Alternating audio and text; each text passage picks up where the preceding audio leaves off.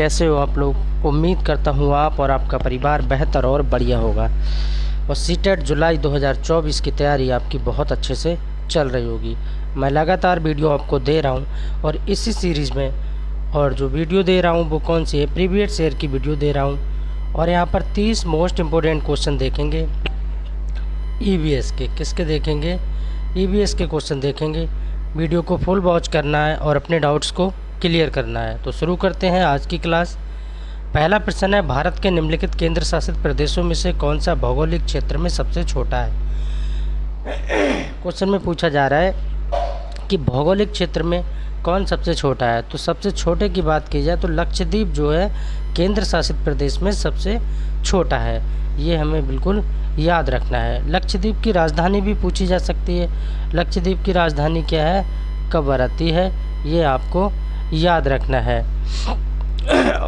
और जो लक्षद्वीप है वो कहाँ पर बसा हुआ है? एक द्वीप समूह है। क्या है? एक द्वीप समूह है जो कि टापू पे बसा हुआ है, जिसमें कितने, अगर पूछा जाए कभी कभी तो कितने द्वीप हैं? 36 द्वीप हैं, 26 द्वीप हैं इसमें, जिसके अगर क्षेत्रफल की बात की जाए तो 36 वर्ग किलोमीटर इसका क्षेत्रफल है। और इसकी अगर आबादी की बात की जाए तो 65,000 लक्षद्वीप की लगभग 65,000 इसकी आबादी है। तो ये थोड़ी एक्स्ट्रा जानकारी थी। चलिए नेक्स्ट क्वेश्चन देखते हैं। 2 नंबर, निम्नलिखित में से किस केंद्र शासित प्रदेश को आंशिक राज्य का दर्जा दिया गया है? अब देखिए वहाँ पर भी केंद्र शासित प्रदेश से क्वेश्चन पूछा गया था और यहाँ पर भी पूछा गया है। एक एक क्वेश्चन को सीटेट 10-10 बार पूछ रहा है, घुमा फिरा के पूछ रहा है, लैंग्वेज को थोड़ा सा डिफरेंट करके पूछ रहा है। अब देखिए उस क्वेश्चन की लैंग्वेज क्या थी और इस क्वेश्चन की लैंग्वेज क्या थी। ये ऐसे क्वेश्चन लेने का मतलब है, जो लोग हमारे भाई बहन कहते हैं नहीं ऐसे प्रश्न नहीं आते, ये सारे के सारे प्रीवियस ईयर के क्वेश्चन है, आए हुए क्वेश्चन है। निम्नलिखित में से किस केंद्र शासित प्रदेश को आंशिक राज्य का दर्जा दिया गया है? अब आंशिक राज्य का दर्जा किसको दिया गया है? तो पांडुचेरी को दिया गया है। ये याद रखना है। 2 का ये बिल्कुल करेक्ट आंसर हो जाएगा। 3 नंबर क्वेश्चन देखते हैं। निम्नलिखित में से वह युगल चुनिए, यानी पेयर चुनिए, यानी जोड़ा चुनिए जो हमारे देश के एक राज्य और एक केंद्र शासित प्रदेश से मिलकर बना है। एक राज्य हो और एक केंद्र शासित प्रदेश हो। तो असम और उड़ीसा में तो केंद्र शासित प्रदेश है नहीं, उत्तराखंड मेघालय में नहीं है, तेलंगाना और अरुणाचल प्रदेश में नहीं है। मणिपुर और जम्मू कश्मीर को हम क्या बोलेंगे? एक राज्य और एक केंद्र शासित प्रदेश बोलेंगे। अगर वीडियो अच्छी लग रही है तो सभी भाई बहनों से छोटी सी रिक्वेस्ट है, प्लीज़ वीडियो को लाइक करें एंड चैनल को सब्सक्राइब करें। शिक्षक भर्ती का ये निःशुल्क प्लेटफॉर्म है, किसी से कोई पैसा यहाँ पर नहीं लिया जाता है। आपका लाइक कमेंट ही हमारे लिए मनोबल का काम करता है। और यही आपकी भारत के 3 समुद्र तटवर्ती राज्य बताइए। जो भारत के 3 समुद्र तटवर्ती राज्य जो समुद्र से लगे हुए राज्य हैं वो बताना है। उत्तर प्रदेश, महाराष्ट्र, उड़ीसा। उत्तर प्रदेश, महाराष्ट्र, उड़ीसा। क्या उत्तर प्रदेश समुद्र से लगा हुआ है? नहीं। झारखंड, गुजरात, पश्चिम बंगाल। क्या झारखंड लगा हुआ है? क्या झारखंड है? झारखंड नहीं है, हटाओ इसे। असम, उड़ीसा, कर्नाटक, गुजरात, केरल, आंध्र प्रदेश। बिल्कुल सही आंसर हो जाएगा इसका डी। गुजरात भी लगा हुआ है, केरल भी लगा हुआ है और आंध्र प्रदेश भी लगा हुआ है। ये आपको याद रखना है। भारत के ऐसे कितने राज्य हैं? 9 राज्य हैं। कितने राज्य हैं? 9। भारत के 9 राज्य हैं जो समुद्र तट से अपनी सीमा लगाते हैं, यानी स्पर्श करते हैं, यानी कि टच हैं। अगर हम उन्हें देखें एक नज़र में तो गुजरात है, केरल है, कर्नाटक है, उड़ीसा है, पश्चिम बंगाल है, आंध्र प्रदेश है, महाराष्ट्र है और गोवा है। तो ये राज्य जो है 9 राज्य ऐसे हैं जो समुद्री तट से अपनी सीमा लगाते हैं। और समुद्री तट की सीमा की अगर लंबाई की बात की जाए तो लंबाई में 7,516 को याद रखना है। 7,516 को बिल्कुल याद रखना है। ये तटरेखा वाली लंबाई है। और आपसे ये क्वेश्चन भी पूछा जा सकता है, ये भी कई बार पूछा गया है कि सबसे लंबी तटरेखा वाला राज्य कौन सा है। काफ़ी बार इस क्वेश्चन को पूछा गया है। तो आपको क्या याद रखना है? गुजरात को याद रखना है। सबसे लंबी तटरेखा किसकी है? गुजरात की है। नेक्स्ट क्वेश्चन देखते हैं। मध्य प्रदेश के 3 निकटवर्ती राज्य बताइए। मध्य प्रदेश यानी एमपी के निकटवर्ती मतलब जो पास के राज्य हैं उनको बताइए। 5 नंबर क्वेश्चन में पूछा जा रहा है झारखंड, बिहार, गुजरात क्या मध्य प्रदेश का पड़ोसी गुजरात हो सकता है? नहीं। बिहार, उत्तर प्रदेश, उत्तराखंड कहाँ से आ गया? उत्तर प्रदेश, छत्तीसगढ़ और महाराष्ट्र, यूपी तो लगता है।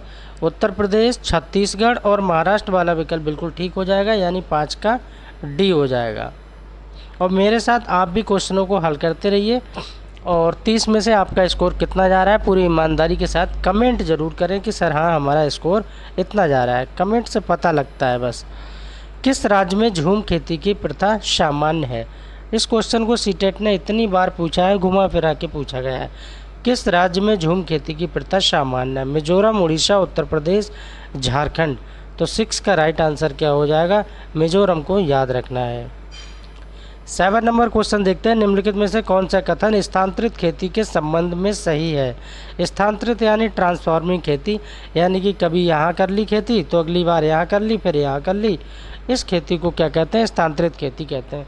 जो एक जगह स्थायी ना होकर खेती की जाती है, कहीं दूसरी जगह, तीसरी जगह, चौथी जगह की जाती है, उसको स्थानांतरित खेती कहा जाता है। अफ्रीका में चिटेमेन या टैनी के नाम से जाना जाता है। श्रीलंका में चेना के नाम से जाना जाता है। दक्षिण पूर्व एशिया में इसको लेंडिंग के नाम से जाना जाता है। तो ए बी तीनों कथन ठीक है। तो आंसर क्या हो जाएगा? उपरोक्त सभी सही हो जाएगा। डी इस प्रश्न का बिल्कुल राइट आंसर हो जाएगा। 8 नंबर क्वेश्चन देखते हैं, निम्नलिखित में से कौन सा प्रश्न पक्षों और उनकी चोंच पर बच्चों को वाद विवाद करने और विश्लेषण करने का अवसर देगा? ए में पढ़ लेते हैं क्या है। पक्षों के आकार अलग अलग क्यों होते हैं? ए में कहा जा रहा है। बी में कहा जा रहा है पक्षी का नाम बताएं तथा उसकी चोंच का वर्णन करें और बताएं कि उसकी चोंच का आकार उसके भोजन की आदत से कैसे संबंधित है। सी में कहा जा रहा है पक्षी की चोंच लंबी और सीधी और नुकीली होती है, ये किस तरह का खाना खाएगा। और डी में कहा जा रहा है तोते की चोंच का वर्णन करें। तो 8 का बिल्कुल सही आंसर क्या हो जाएगा? सेकंड वाला सबसे बड़ा और पॉजिटिव आंसर हो जाएगा बी।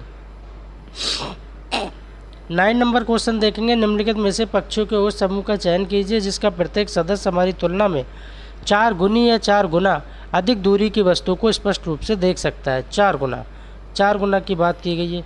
तो बाज, कबूतर, तोता नहीं देख सकता। कौवा, चील, बुलबुल नहीं देख सकती। बाज, चील, गिद्ध इसका बिल्कुल राइट आंसर हो जाएगा।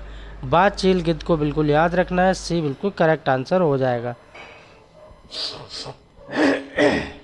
10 नंबर क्वेश्चन देखते हैं, मच्छरों से फैलने वाली 3 बीमारियों का समूह को सिलेक्ट करना है। यहाँ पर 3 बीमारियों का समूह बताना है कि जो मच्छरों से बीमारी होती हैं। जैसे डेंगू है, मलेरिया है, कोविड-19 है। कोविड-19 का क्या काम है यहाँ पर? नहीं काम है कोई। HIV, एड्स कोई काम नहीं है।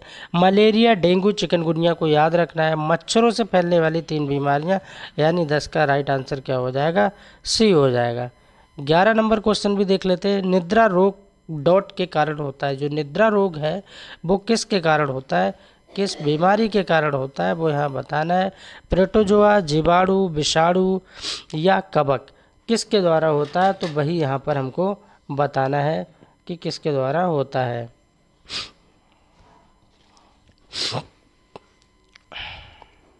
आप लोग भी लगाते रहिए, बताइए क्या आंसर होगा आप भी, और कमेंट ज़रूर कीजिए। तो आंसर क्या हो जाएगा? प्रोटोजोआ इसका राइट आंसर हो जाएगा। नेक्स्ट क्वेश्चन देखते हैं 12 नंबर। अब देखिए 11 और 12 सेम नहीं है। 11 में कहा जा रहा है निद्रा रोग के कारण होता है। किसके कारण? तो प्रोटोजोआ के कारण होता है। अब देखिए यही दो, इस क्वेश्चन को घुमा के ऐसे पूछ लिया, क्वेश्चन तो वही है। अब इसमें भी वही पूछ लिया कि निद्रा रोग किस जंतु के द्वारा होता है। अब यहाँ जंतु पूछ लिया तो यूग्लिना, प्लाज्मोडियम और टिपिसोना या अमीबा, तो किसके द्वारा होता है? तो ये याद रखना है, टिपिसोना सोमा के द्वारा होता है। सी बिल्कुल करेक्ट आंसर हो जाएगा। क्वेश्चन को आप देख लीजिए, एक ही क्वेश्चन को बार बार कई रूप में सीटेट पूछता है। नीचे दिए गए किसी बालिका के उस कथन पर विचार कीजिए जो उसने किसी कैंप में आए विद्यार्थियों के समूह में दिया था। मैं उस शहर से आई हूँ जो एक पहाड़ी सत्र है। हमारे यहाँ वर्षा बहुत होती है। ये लाइन बता दी है जिससे कि आपको पता लग जाएगा हमारे यहाँ वर्षा बहुत होती है और बर्फ़ भी बहुत पड़ती है। जब ठंड बहुत हो जाती है तब हमें धूप में बैठना अच्छा लगता है। हमारे घर पत्थर अथवा लकड़ी के बने होते हैं। जो आपने घरों के प्रकार वाली मेरी अगर वीडियो देखी होगी तो आपके डाउट्स क्लियर हो जाएंगे। मैंने स्पेशल वीडियो बना के डाली है, छोटी छोटी वीडियो डाली है ताकि आपके डाउट्स क्लियर हो जाएं। ये शहर देश के किस भाग में होना चाहिए, यहाँ पर हमको राज्य सेलेक्ट करना है, राज्य बताना है कि ये किसकी बात हो रही है।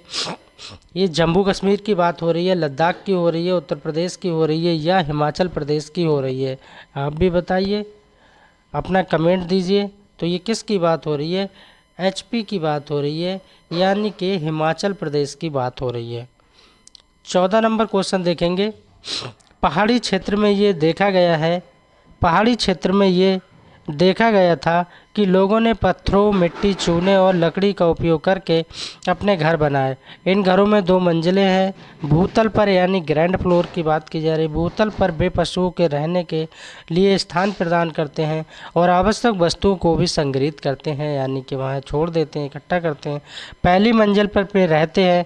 घरों की छतें समतल होती हैं और मोटे पेड़ों की टहनियों से बनी होती हैं। और ये पहाड़ी क्षेत्र कौन से राज्य का एक हिस्सा है? क्वेश्चन इस तरह से पूछता है। देखिए सीटेट का पूछने का अपना तरीका। इस क्वेश्चन को 1 लाइन में भी पूछा जा सकता था, लेकिन सीटेट ने इसको कितना बड़ा और इस तरह से पूछा है। तो मेघालय, जम्मू कश्मीर, मेघालय, हिमाचल प्रदेश, जम्मू कश्मीर, अरुणाचल प्रदेश, किस राज्य की बात की जा रही है? तो ये राज्य कौन सा हो जाएगा? जम्मू कश्मीर इसका सही आंसर हो जाएगा। क्या हो जाएगा? जम्मू कश्मीर। तो जम्मू कश्मीर को बिल्कुल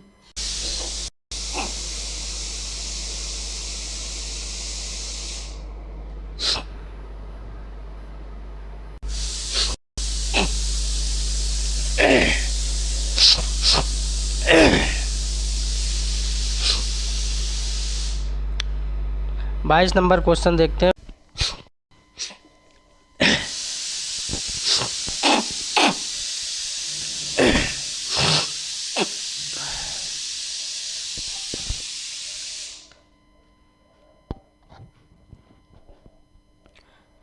तो इसका 26 नंबर क्वेश्चन देखते हैं। रेगिस्तानी ओक के बारे में निम्नलिखित कथनों का अध्ययन कीजिए। ए में कहा जा रहा है रेगिस्तानी ओक एक वृक्ष है जो लगभग हमारी कक्षाओं में जितना अर्थात लगभग 4 मीटर लंबा होता है।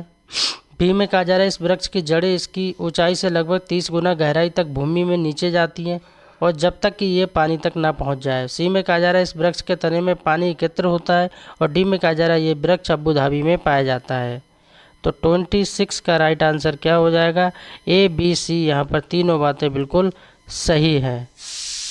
क्वेश्चन देखते हैं 27 नंबर। 1853 में पहली रेलगाड़ी का उद्घाटन किन 2 स्टेशनों के बीच हुआ था? तो मुंबई से थाणे के बीच में ये रेलगाड़ी चली थी। और कब चली थी? तो ये भी याद रखना है कब चली थी। 1853 में चली थी। ऊपर ही बोल दिया है उन्होंने। किसके समय में? लॉर्ड डलहौजी के समय में चली थी। कितने यात्री बैठे थे इसमें? तो लगभग 400 यात्री इस ट्रेन में बैठे थे। कितना डिस्टेंस कवर किया था, यानी कितने किलोमीटर ये ट्रेन चली थी मुंबई से थाणे? तो 34 किलोमीटर तक चली थी। ये इससे रिलेटेड क्वेश्चन थे जो कि पूछे जा सकते थे। और नेक्स्ट क्वेश्चन देखते हैं 28 नंबर। निम्नलिखित में से कौन सा एक शीतोष्ण घास का मैदान नहीं है? 28 में पूछा जा रहा है। तो कैंपस इसका घास का मैदान नहीं है।